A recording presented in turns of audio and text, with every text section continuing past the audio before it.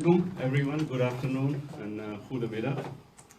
Thanks for showing up on a sunny Sunday afternoon. I know it's very difficult to get people out for this kind of subject. Today's subject is actually extremely serious, as you see that, democracy and religion. This doesn't mean we are anti-democracy or anti-religion, neither of them. But this subject is really so important that in many ways the future of Pakistan really depends on how this debate actually plays out. It's that complex and that important. Our speaker today is Atif. I will introduce him properly during the course of this presentation. Let me give a very quick introduction to OPP. Most of you are repeated visitors here. A couple of are new, or more than a couple. So just for a very quick rundown, what is OPP? People have been asking me also half an hour ago. OPP is a platform for the people of Pakistani origin to promote progressive values in a, is it okay? Yeah, it's okay. To promote progressive values in a multicultural environment. What is our vision? Very simple, it's basically, I think something. Or you can use this. Yeah? This one. Because Yeah. it's okay. It's like on and off. Is this one better? Yeah, you can. You will have to turn it off first. Take this one. Is this on? Yeah, this is good. Okay. It's just our vision is unity in diversity, because we all live in a very diverse country. We come from a very diverse country, and this world has become extremely diverse during last several years. So this is our dream, our vision, if you wish, that we try to create unity in diversity. Our mission statement reads, strive to eliminate exploitation and discrimination through meaningful dialogues. And there must be a lot of stress put on meaningful and dialogues, because that's what really we believe in. The OPP was established in summer 2016, and since then we had several events. First one was our inaugural meeting, which was in December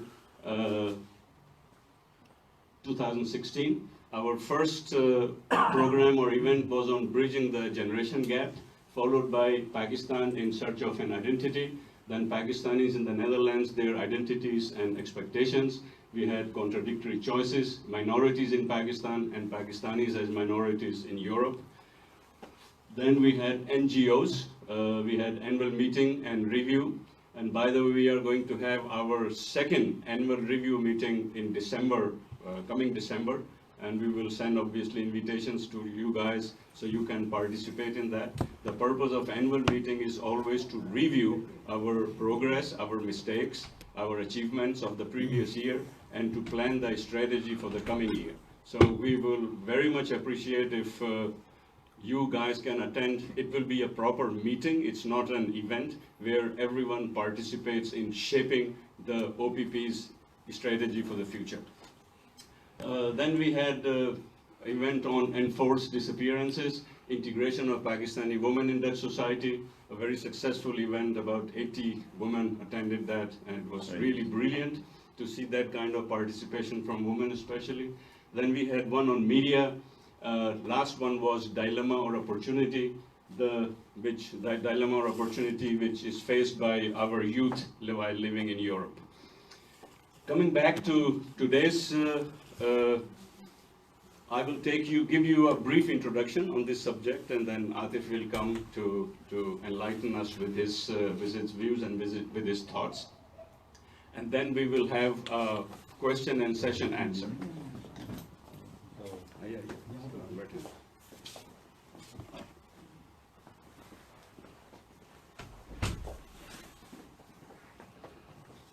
So religion. Let's have a brief definition of what is religion, because when we start talking about democracy and religion, all kinds of associations come to mind.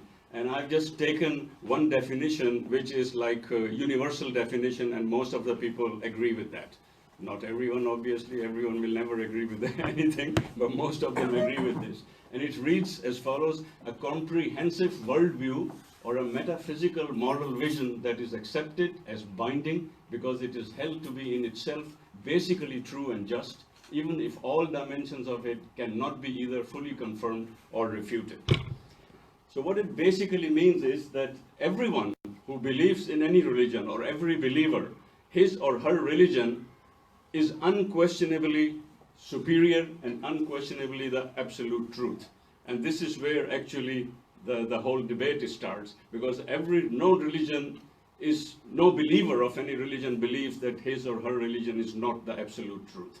And there obviously the contradictions come. The democracy, similarly the definition of democracy, which again most of the world agrees with, is the belief in freedom and equality between people, or a system of government based on this belief, in which power is either held by elected representatives or directly by the people themselves. Another way of saying is a government in which the supreme power is vested in the people and exercised by them directly or indirectly through a system of representation. Then there is a third thing. We are talking about religion and democracy, which again, a lot of time is discussed in politics, is the terminology secularism. And in our countries, or country, secularism is a very, very misunderstood and misinterpreted terminology. Yeah. Thank you. But what is its definition? The principle of separation of the state from religious institutions. If it ensures religious groups don't interfere in affairs of a state, and the state doesn't interfere in religious affairs. There is another definition.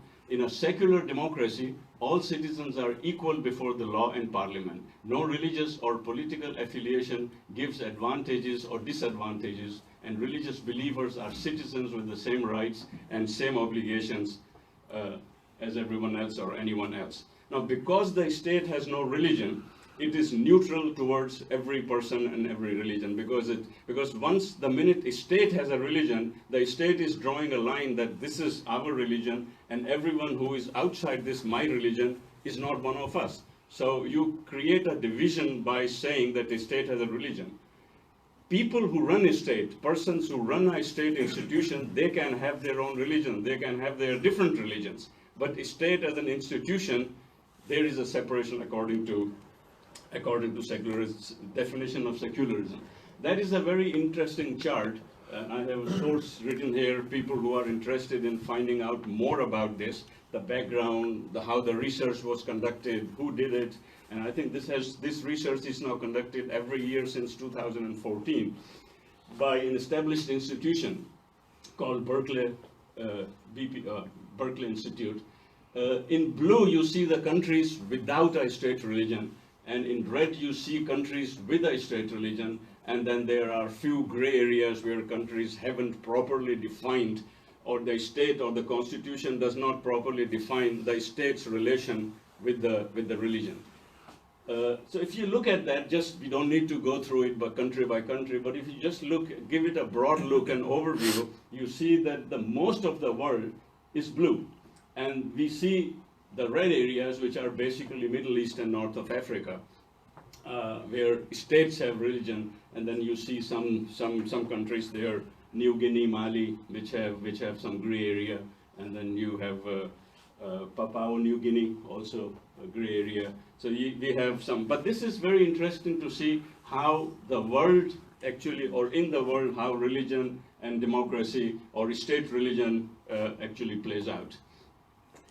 And this is also a very interesting research, and I'm sure you have seen it. It has appeared in many publications in Pakistan, in Europe, worldwide, where we said that असल में इस्लाम जो है ना वो इन लोगों ने ले लिया है और हमारे मुल्क में होना चाहिए था हमारा है लेकिन ये लोग चुरा के ले गए. So these people, these countries, Westerners, they have stolen our Islamic values and left us without them. And it's very interesting to see that when they see which countries have implemented most Islamic values in their system, in their society, it's amazing to see. I'm surprised, to be honest, I don't know whether you guys are, that number one is New Zealand. I mean, New Zealand seems to have the most Islamic values in the world compared to any other country. And if you look on the left-hand side, all top 10 countries, They are non-Muslim countries. And they are countries which have separated the religion from democracy, or no, not from democracy, from the state. The state had no religion. They are very democratic in states, but they do not have state religion or any religion of the state. And they all are non-Muslim countries. And very, very surprising, shocking, that Israel is number 36 on that list. And no, questions will be at the end, sorry. And the first Muslim country on this list is number 43, which is Malaysia. And then you see the rest, and Pakistan comes on number 137. And if my memory is correct, this research was carried out across 208 countries. So this is the picture we get. And again, you guys can go to this website and see all the details, those who are interested. Sorry, this is a long slide which says actually how they research it and what are the values and so on. It's a very phenomenal Egyptian scholar, very interesting quote following that. I went to the West and saw Islam, but no Muslims. I got to the East and saw Muslims, but no Islam. And so is the religion mixed up. And nobody else closer to us, as Qaid-e-Azam, he said, you are free to go to your temples, you are free to go to your mosques or to any other place of worship in this state of Pakistan. You may belong to any religion or caste or creed that has nothing to do with the business of the state. And if I, oops. Yeah, above.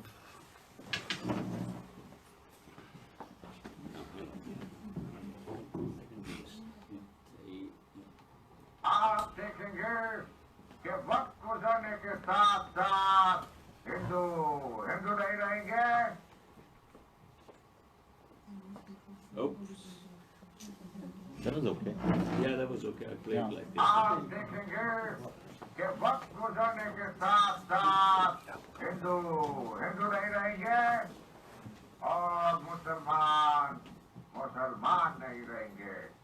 मजहबी मानों में नहीं, क्योंकि ये हर फर्द का जाती अकीदा है, बल्कि सियासी मानों में वो एक ही रियासत के बराबर के शहरी होंगे.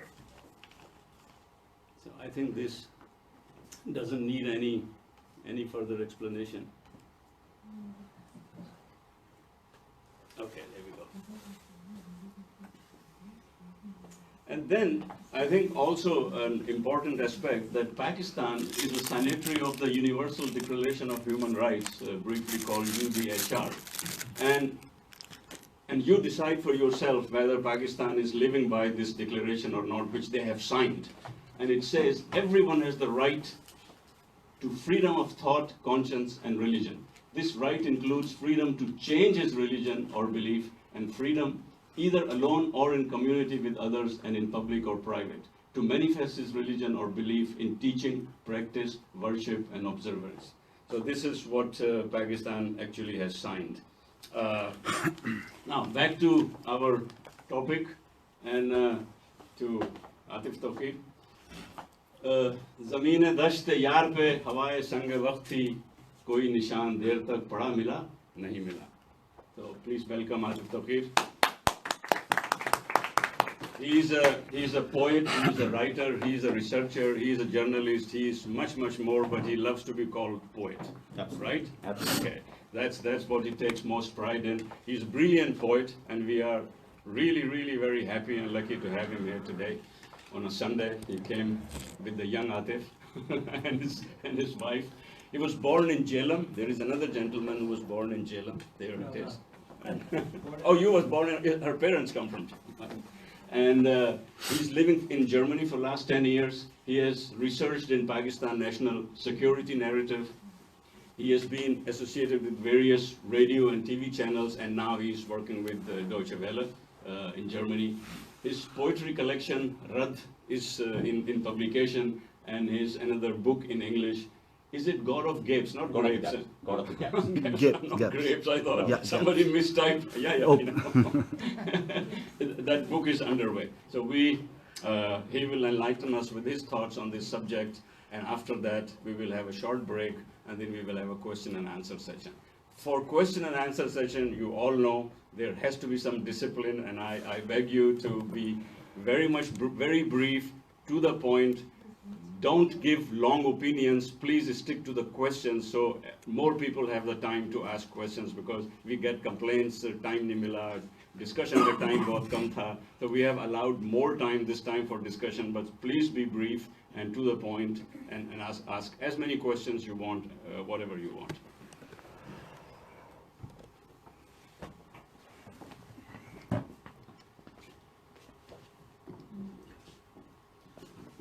This much I have learned already. Yeah. Thank you very much, Overseas Progressive Pakistanis, for inviting me. This is, this time I was fortunate enough to be able to manage the journey. Last time I promised to come over here, but in the last minutes I had to cancel my tickets and trip because of this young Atif. At that time he was like 6 months old. Now he is 1.5 years old, so therefore I was able to take him here. I thought that this event was going to take place yesterday. So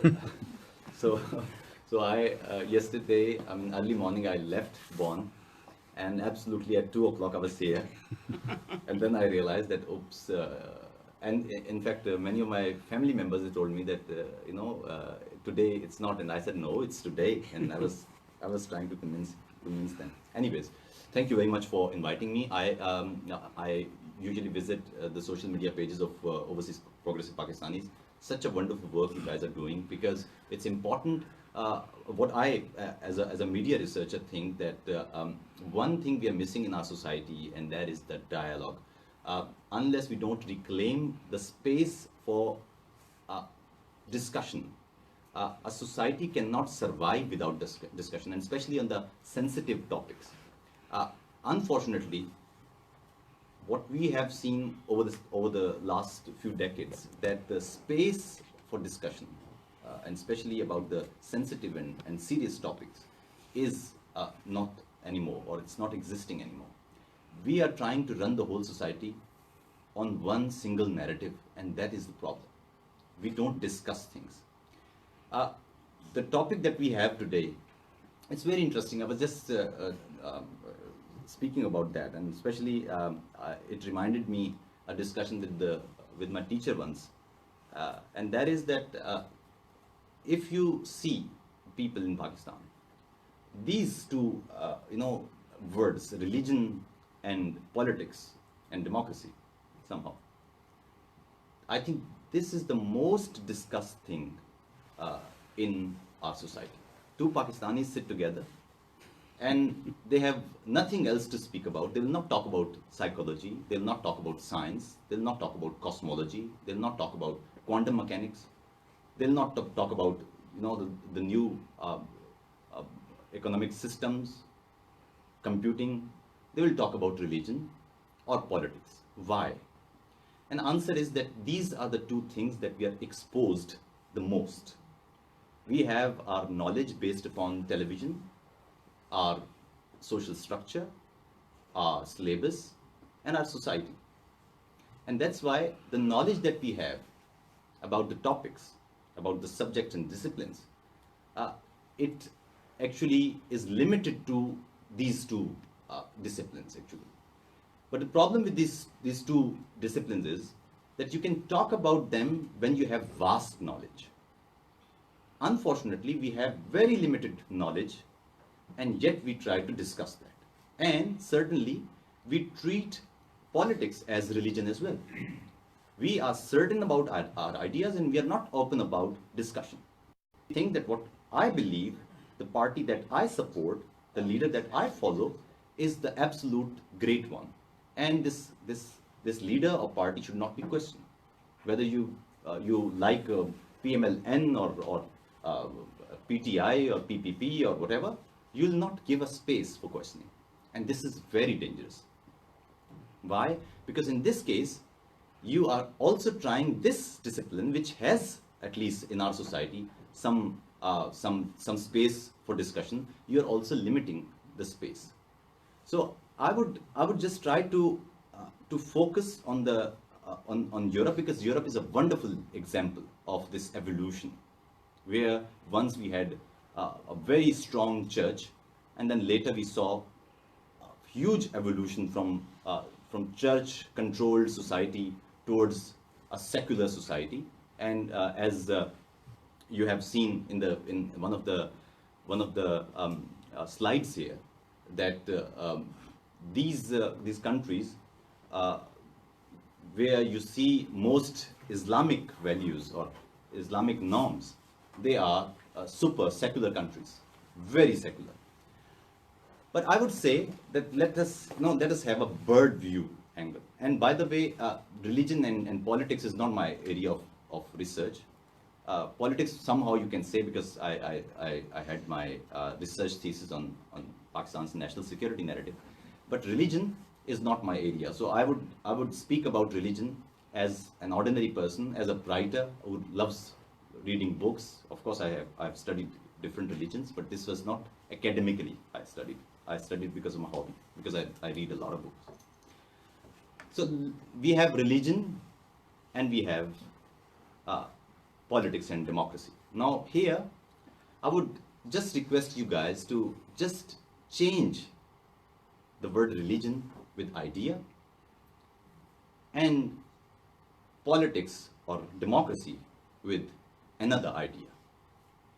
So then now our topic is idea and another idea. Are they exclusive? I think this would lead us to understand what we are talking about. It depends that these two circles, circle of religion or circle of one idea, and circle of politics and democracy, circle of the second circle, how much crossover they have, how much they are colliding together. That is very easy for us to understand, because unless these two circles are separated and they are not interacting with each other, they will not disturb each other, they will not affect each other. Once they will start interacting with each other, you will see the effects of these two circles. Now, if you want to see the religion, you need to go back to the history. And when I say back in history, it means really back, really in the past. Civilizations, the evolution of Homo sapiens. And you will see that at that time, at the beginning, like let's say 30, 40,000 years ago, we had small groups everywhere on the globe. And every group has its own traditions, its own religion. They were practicing their own perception and perceived gods and traditions and values. And they were considering them absolute the truth. Now, one thing I would here as a comment say, as you know, we right now, as I said, that let us have a bird view situation. You see different religions here, different cultures, different systems, and you just see what's going on here on the planet. What I see as a reader is, it's very interesting. In the absence of knowledge, a tradition becomes a religion. In the early, human history, Homo sapiens, they started doing something as a tradition, and over the couple generations, this tradition became religion for them, for the next generations. And otherwise, a religion becomes tradition. In Europe, you see, once upon a time, there was a religion, and now Europeans, they treat this religion as tradition. They are traditional Christians. If you ask them about Christianity, most of them, they don't know in depth. They hardly go to church, they hardly practice. So let us have this time travel. It's very important for us to understand. Human civilization is not based, or the human civilization's evolution was not based upon facts. It was based upon myths and gossip.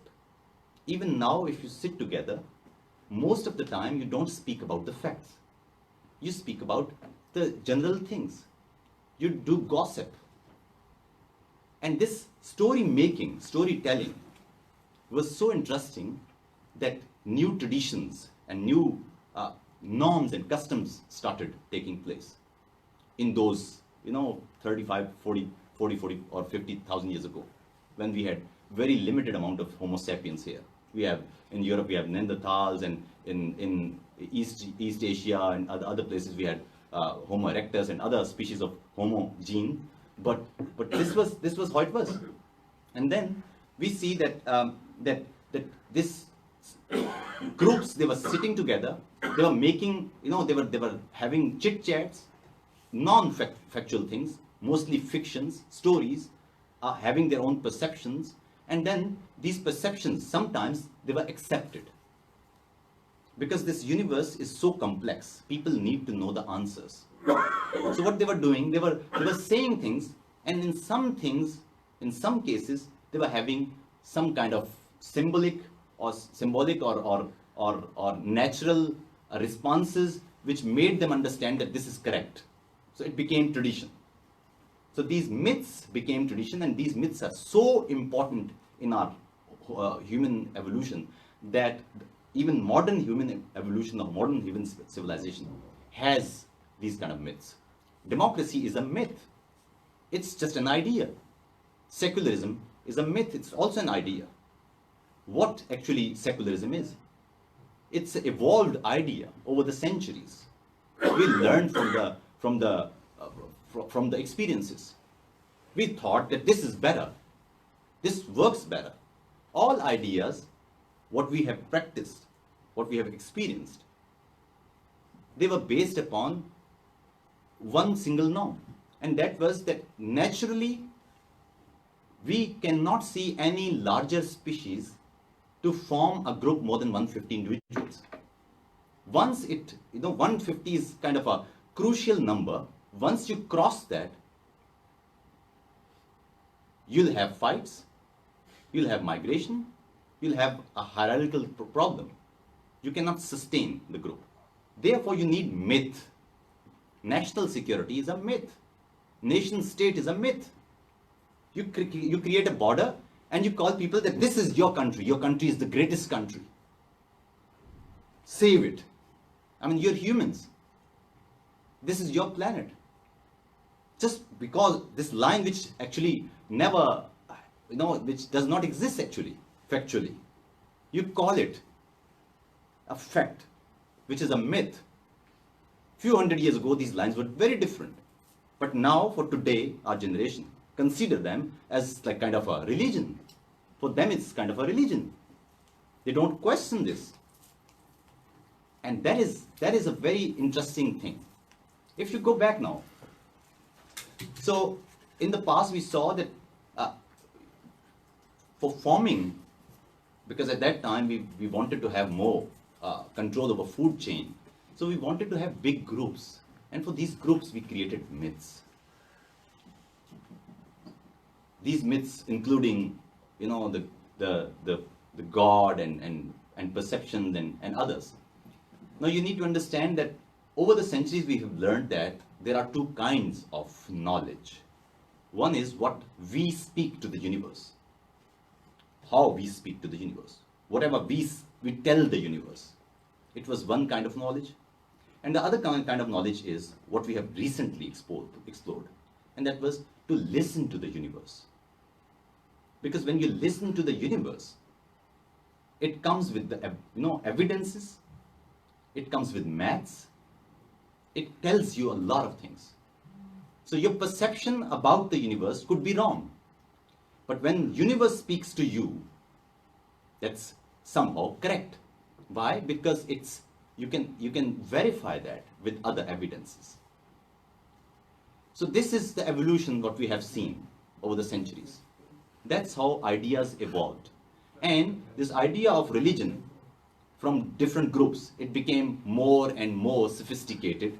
We made more and more sophisticated systems, belief systems, to gain more power, to gather more people, to make bigger groups. And slowly we saw that now we have bigger groups, we have more sophisticated ideas, we have more sophisticated God, and slowly we have created bigger audiences, bigger followers. And this kept on. Now here let us talk about Europe actually. I mean, in Europe, once upon a time, the control of church was really strong. The myth of church was widely accepted. I mean, this in animal kingdom we have kind of alpha male, which leads the group. And here we had Catholic alpha male, which was, taking care of the whole continent, even beyond. So what was going on? It became a huge corporation, a huge commercial institution. Huge. So huge, and the myth was so accepted that once these reformers in 15th century, they emerged, they had really bad time. Whether it was Calvin, whether it was Saint Augustine from North Africa, whether others, including in Germany we had Martin Luther, they were not even able to walk on the street once they questioned the authority or questioned the myth. Now here I use the word corporation, for example. I mean, it's corp. Corp means body. It's a myth. Where is the body? It does not exist physically, but we take it. We take this myth as fact, which actually does not exist. So most of the things that you see, they don't exist properly. Physically they don't exist, and yet we consider them very strongly. Now I have some examples for you. For example, in 15th century, Martin Luther, he came up with 95 theses. Yes, please. Sorry. Yes, please.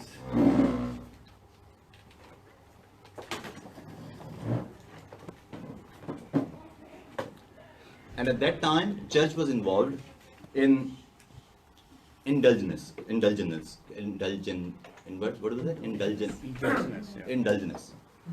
It was like you pay money against the sins. That was a simple trade. Very simple trade. I mean, according to your sin, you can pay the church, and church will, remove the sin. Yeah. It was wonderful concept. That's why that made the church so powerful. Control over huge economy. All power at that time. It was, belonging to the state because it had huge control over money, resources. And if you don't have money, give your children there. That's how they were having their own kind of army, a state within state. The control of a religious corporation over the state was too huge. Similarly, nowadays you see in the US, a control of corporations over the state is huge. The money that they are using, it does not exist actually. It has no physical existence, and yet it has a huge control over the whole planet. Americans, they are producing around 15% of the resources and using 37% of the resources of the planet. So that's how it is. What for? I mean, what is dollar? Where does it actually exist? You are printing papers and you are stealing the resources. So that's how, because dollar is accepted, it's an accepted myth. We accept that. That's why it exists for us. And that's how it is. Similarly, it was like, and then another idea of Martin Luther was that the sole right of interpretation of the Bible. At that time, they were treating Bible as a word of God.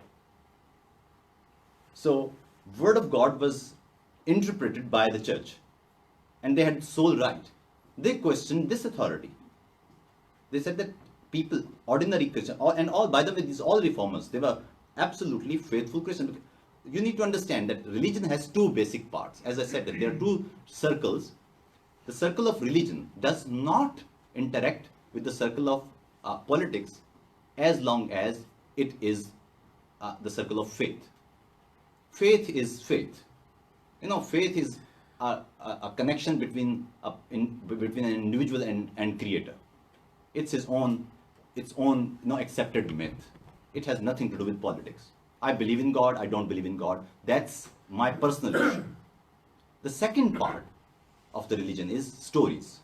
The religious stories that tell us that how to shape the world according to our myth, how to see the world according to our eyes. Similarly, at that time, in 15th century or till 15th century, church was telling you that how to see this whole planet according to our eyes. And that eyes were, I mean, you know that which kind of eyes they were. They were having a huge control over commercial interests, money and capital, and then they wanted to have more power. There was no end. Similarly, and all these people in all over Europe, they were persecuted like crazy. Millions of people, they were affected. Hundreds of people, they were killed. Anybody who was, suspected of having this idea, challenging the church, was not allowed to walk on the street. People were killed in France, in Germany, in Switzerland, everywhere. And then they came up with another idea, and that is that to interpret the Bible, not literally, but symbolically. So symbolic expression, treat them as symbolic expression. Don't think that this wine is the literal blood of Jesus and this bread is the literal body of Jesus. Take it as metaphor. So this idea was so revolutionary at that time that church did not allow that to happen. That don't take it. And now even in our societies, we see lots of things literally.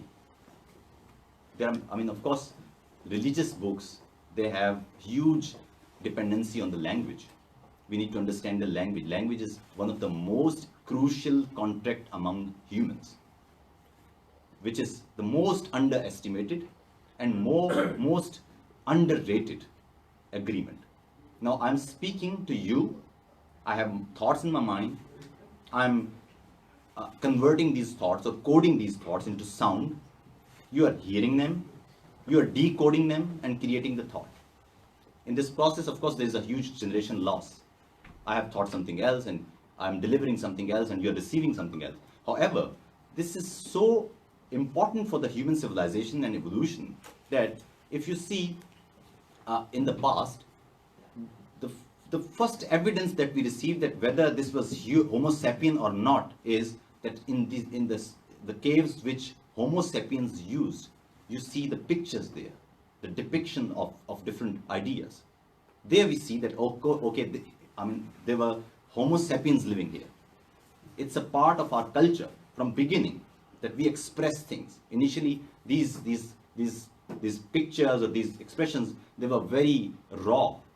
However, we tried to express, and these expressions later became the languages. And the languages over the centuries developed and became more sophisticated to express complicated and complex thoughts. So that's how evolution worked. And if you see how we receive religious ideas and religious scriptures,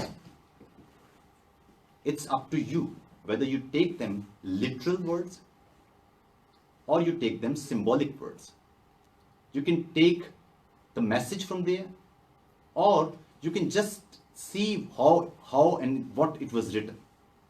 And that's actually a very, very sensitive and complex idea.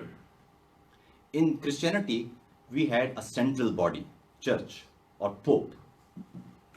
In Islam, for example, we don't have a central body. In Islam, everybody has somehow a right to interpret. We have a language in front of us, which we don't know mostly. We believe then, in clerics and their interpretations, and that's why we have different sects, different subsections of the sects.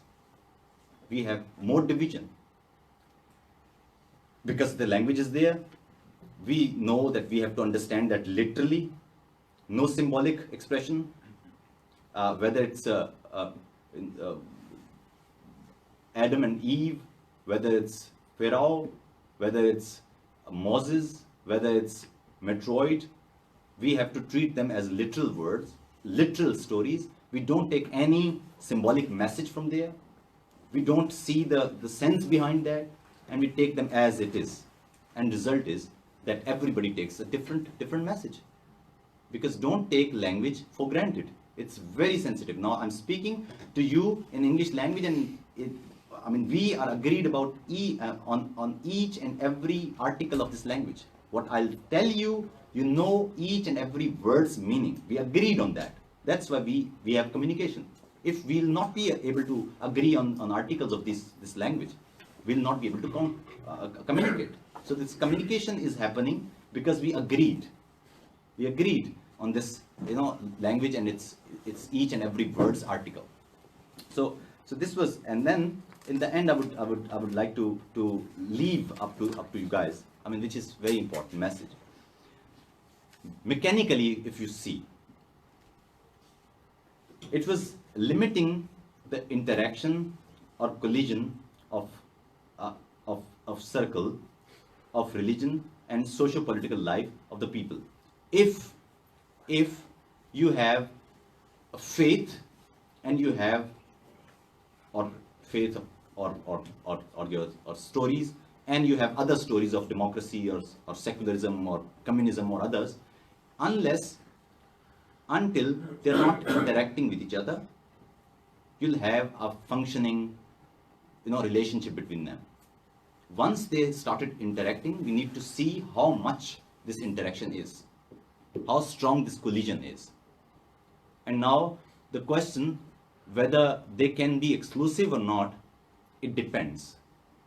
As we started, that depends how strong they are colliding with each other. And result and mechanism, I told you how it works, how it worked over the centuries, how it is there, how it's going to take place. I think the modern societies should understand one thing, and that is that unless we don't go for the evidences, the science, the questioning and rational questioning, critical discourses and discussions among the societies and within societies too, we cannot form a better society. As I have given you a very strong example of Europe. In this continent, weathers were bad, situation was bad, political scenario was bad, calamity was horrible, but these people somehow ignited the discussion over religion, over different philosophical discourses, and new narratives formed. We saw a number of wonderful philosophers here on this continent, and then one by one, huge scientific developments, wonderful and great scientists, great discoveries, and the understanding that now we have about the universe, from this microphone to till this projector, it was all because of the questioning. This continent initiated the questioning in the later ages.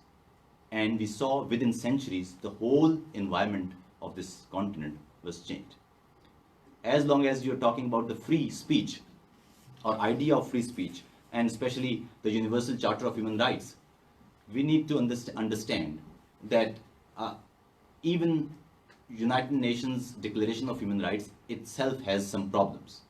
On 19th article, it gives you a full, right to speak. But later, they have come up with another clause that you cannot offend and you cannot do this and you have to take care of this. This is actually limiting. Human expression should be absolutely free. However, we should understand that free speech should not fall into hate speech. Hate speech means when you promote violence, when you target an individual, race, color, sect, basis not upon the academic opposition, but because of the disagreement. And that is, I think, the problem within our societies too. Even in the modern societies, we have a problem with democracy itself too. Democracy is there are three kinds of democracy. Once upon a time, we had when this idea of democracy started in Greece, it was very different idea. Only people who had the land owners, not women, not slaves, not migrants, they were not having any chance to participate in the political process. Only those who were powerful and feudals, they were participating actually. This idea itself emerged, evolved. Then we saw direct democracy. Direct democracy was when people on each and every issue were giving their views, and majority was deciding. But of course, I mean, for the small town it works, but the whole country cannot be running, cannot be run by each and every decision you have to ask people. Then what happened? We got the idea of representative democracy, and then we saw that this representation, it comes from mostly from the majority. Then problem was that in our countries we have minorities as well. So we came up with another idea, that was constitutional democracy. In constitutional democracy, there's a document which representatives in normal circumstances cannot change. They have to follow that constitution. So it's also emerging. This myth of democracy itself is emerging, and we need to understand that unless we don't have a space for the evolution, we would not see a better world or better society. Democracy, so far we saw a very wonderful idea, but it still has lots of space for the betterment. For example, currently after the huge migration of refugees, we saw that democracy has problems now. Now populism is also democracy, but it has a problem. We see that it's contributing into hatred. It became also a religion now, that now we are more than these people, so we can suppress them or oppress them. So we need to discuss each and every idea in our society. Unless we don't open our society for the discussion on different, various, and also sensitive topics, so-called taboos, we cannot create a better society. Our evolution would not take place. Of course, you cannot stop evolution, but it will not be happily, happening unless we don't have space for the discussion. And this is why these kind of sittings are very important, where people sit, listen, question, and have new ideas. There is a public sphere. According to Noam Chomsky, whatever you say, it stays in public sphere. But the problem is you have to say. A society cannot sustain where you cannot speak. You need to have a public sphere which has diversity of ideas. Diverse ideas you need to ignite a wonderful discussion. And thank you very much for inviting me in this very brilliant discussion and sitting. Thank you very much. Thank you.